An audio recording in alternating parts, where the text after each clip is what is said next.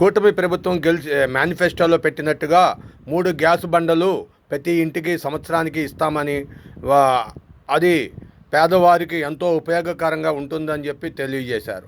ఇదంతా బాగానే ఉంది. మహిళలకు ఉచిత బస్సు ఇస్తామన్నారు, ఇవ్వలేదు. ఇంకా కొన్ని పథకాలు మేనిఫెస్టోలో పెట్టిన అన్నీ ఇవ్వకపోయినా ఎట్టకేలకు ఈవేళ గ్యాస్ బండ్లు ఇవ్వటానికి సిద్ధపడ్డారు. ఎల్పిజి కనెక్షన్ ఉండాలంట తీసుకునే ప్రతి పేదవారికి. అంతేకాకుండా ఆధార్ కార్డు కనెక్షన్ ఉండాలి, ఫోన్ నెంబర్ ఉండాలి, ఇంటి అడ్రస్ ఉండాలి. అంతేకాకుండా కరెంటు బిల్లు ఉండాలి, ఏ ఇంట్లో ఉంటున్నారో ఆ ఇంటికి కరెంటు బిల్లు. ఇవన్నీ కాకుండా చివరిలో ఒకటి చెప్పారు, పాన్ కార్డు కూడా ఉండాలని. పాన్ కార్డు పేదవాడికి ఎక్కడి వస్తుందండి?